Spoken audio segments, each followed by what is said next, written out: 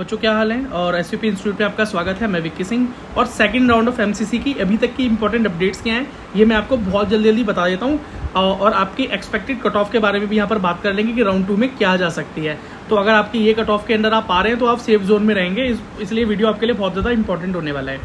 सबसे पहली बात देखो, डेट्स की बात करें तो आप सारे लोग अवेयर ही होंगे कि रजिस्ट्रेशन जो है वो 5 तारीख से 10 सितंबर तक, मतलब 5 सितंबर से 5 सितंबर से 10 सितंबर तक दोपहर तक चलेंगे। लेकिन रजिस्ट्रेशन की तो बात छोड़िए, बात थी सीट मैट्रिक्स की और चॉइस फिलिंग की, जो कि 6 सितंबर से स्टार्ट हो जानी थी और आज 7 सितंबर हो गया जब आप इस वीडियो को देख रहे हैं। तो इसमें इंपॉर्टेंट बात क्या है कि अभी तक चॉइस फिलिंग स्टार्ट नहीं हुई थी। क्यों? क्योंकि अभी जो रेफरेंसेस थे या आप प्रेफरेंस लिस्ट की बात करें तो चॉइसेस अभी अवेलेबल नहीं थी। क्यों? सीट मैट्रिक्स ही अवेलेबल नहीं है अभी तक, जबकि प्रॉमिस किया गया था एमसीसी के द्वारा कि 4 सितंबर और 5 सितंबर के बीच में सीट मैट्रिक्स का वेरिफिकेशन हो जाएगा और वो लाइव हो जाएंगी, बट ऐसा हुआ नहीं।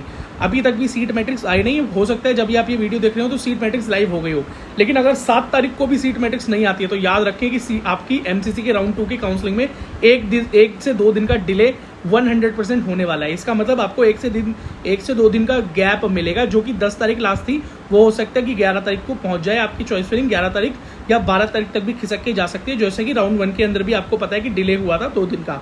उसकी काफ़ी सारी वजहें थी जो कि एमसीसी ने बताई थी, लेकिन अभी वजह हिडन है। अभी तक कोई वजह बताई नहीं गई कि डिले हो क्यों रहा है। एमसीसी को कॉल करने के बाद भी पता चला है कि राउंड 2 का जो सीट मैट्रिक्स है वो ऑलमोस्ट अवेलेबल है, बट वो अभी अपलोड नहीं हो पा रहा है। कोई टेक्निकल रीजन वो बता रहे थे। सारी बात वो ठीक से बताते नहीं है। एक्चुअली जो फ़ोन पर जो कॉल उठाते हैं एमसीसी पे, उनको भी ज़्यादातर जानकारियाँ होती नहीं हैं। चलो ठीक है, अब बात करते हैं बेटा रैंक राउंड कट ऑफ क्या जाएगा। तो कट ऑफ बेटा जनरल के लिए बात करें तो 22,800 22,800 तक, ईडब्ल्यूएस के लिए 24,500, ओबीसी के लिए 23,000 और एससी के लिए 1,18,000 एंड बेटा एसटी के लिए 1,48,000 तक जाने की पूरी उम्मीद है। अगर आप इसके अंडर आते हैं तो आप काफ़ी सेफ जोन में रहेंगे, लेकिन फिर भी मैं कहूँगा अगर जनरल में आप 23,000 तक भी हैं तो आप बेटा चांस ले सकते हैं। ईडब्ल्यूएस में 25,000 तक भी आप चांस ले सकते हैं। ठीक है, चलो अब बेटा बात करते हैं चॉइस फिलिंग के बाद। चॉइस फिलिंग अब कब तक कर सकते हैं? तो चॉइस फिलिंग आप कर सकते हैं 10 तारीख तक दोपहर तक। ठीक है, 10 तारीख को ही चॉइस लॉकिंग की टाइम दी गई है कि शाम को 4 बजे से आप चॉइस लॉकिंग करना शुरू कर सकते हैं। मतलब अपनी मर्जी से अपनी चॉइस को जो आपने प्रेफरेंस बनाया है उसको लॉक कर सकते हैं। बट अगर मुझे लगता है कि जिस तरह से डिले हो रहा है और लेट हो रहा है सीट मैट्रिक्स वगैरह में, तो मुझे लगता है कि हो सकता है आपको 1 दिन का डिले देखने को मिले, जैसे कि फर्स्ट राउंड में देखने को मिला था। आपको पता है कि चॉइस लॉकिंग के लिए 1 दिन एक्स्ट्रा दिया गया था और उसके बाद फिर से 1 दिन एक्स्ट्रा दिया गया था। तो 1 दिन एक्स्ट्रा शायद इस बार भी मिल सके। लेकिन अगर सब कुछ ठीक रहा, जो कि अभी तक तो ठीक है नहीं, 13 तारीख को रिजल्ट आ जाएगा। 13 सितंबर को रिजल्ट आपका आ जाएगा और रिपोर्टिंग आपकी 14 सितंबर से होगी 20 सितंबर तक। 6 दिनों का आपको टाइम मिल रहा है। आप 7 दिन ही मान के चलिए, क्योंकि 20 20 के अंदर इंक्लूडिंग है। फाइनल रिजल्ट आने से पहले 12 सितंबर को प्रोविजनल रिजल्ट आएगा, जैसे कि फर्स्ट राउंड में आया था। अब आप जान चुके हैं प्रोविजनल का मतलब होता है फाइनल रिजल्ट से पहले एक लिस्ट जारी होती है। अगर किसी बच्चे को कोई आपत्ति होती है, कोई प्रॉब्लम होती है, तो वो क्लेम कर सकता है कि ये गड़बड़ है मेरी लिस्ट में, आप इसे ठीक कर दीजिए एमसीसी से। और चॉइस लॉक अगर आप खुद नहीं करते हैं 10 तारीख को 4 बजे से खुद नहीं करते हैं, अगर आप भूल जाते हैं तो क्या होगा? तो चॉइस ऑटोमेटिकली लॉक हो जाती है अगर आपने कोई प्रेफरेंस लिस्ट बनाकर सेव कर रखी है। तो पिछली बार भी बच्चे बहुत डर रहे थे कि भैया मैं भूल गया, मेरा लॉक नहीं हो पाया, ये हुआ वो हुआ, सिस्टम हैंग हो गया, वेबसाइट नहीं चली, मेरा क्या होगा? कुछ नहीं हुआ, चॉइस लॉक हो गई थी, कॉलेज अलॉट हो गए। ठीक है, बात समझ में आ गई। ये कुछ इंपॉर्टेंट बातें थी। तो सीट मैट्रिक्स के बारे में जो सबसे बढ़िया एनालिसिस आपको मिलने वाला है वो इसी चैनल पर मिलने वाला है। आपकी सीट प्रेफरेंसेस की बात करें कि आप काउंसलिंग कैसे खुद कर सकते हैं और एक अच्छे कॉलेज में सीट ले सकते हैं बिना फेल हुए। फेल का मेरा मतलब है कि चॉइस फिलिंग में फेल ना होकर, क्योंकि बेटा काउंसलिंग एक बहुत इंपॉर्टेंट प्रोसेस है जो आपको आना ज़रूरी है।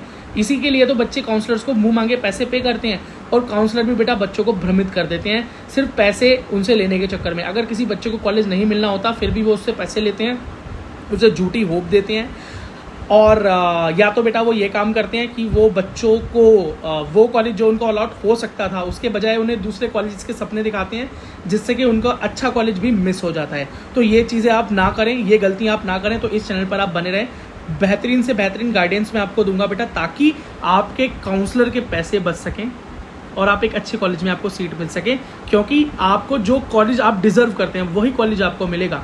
जो कॉलेज आप डिजर्व नहीं करते, मान लीजिए जहाँ पर ज़्यादा रैंक पर एडमिशन होता है और आपकी रैंक कम है, तो बेटा कैसे भी आपका एडमिशन वहाँ नहीं हो सकता। फिर आप उस कॉलेज को चाहे लिस्ट में कितनी भी ऊपर ज़रूर रख लें। इस बारे में मैं आपको बहुत अच्छी तरह से आगे बताने वाला हूँ, तो इसलिए इस चैनल को सब्सक्राइब कर लें और कोई क्वेश्चन है तो आप बेटा कमेंट सेक्शन में मुझसे पूछ सकते हैं। और आप बेटा चाहें तो सोशल मीडिया साइट्स पर मुझे, मेरा नाम विक्की सिंह है, को फॉलो कर सकते हैं, जिसका लिंक मैंने इस वीडियो के डिस्क्रिप्शन में डाल दिया है।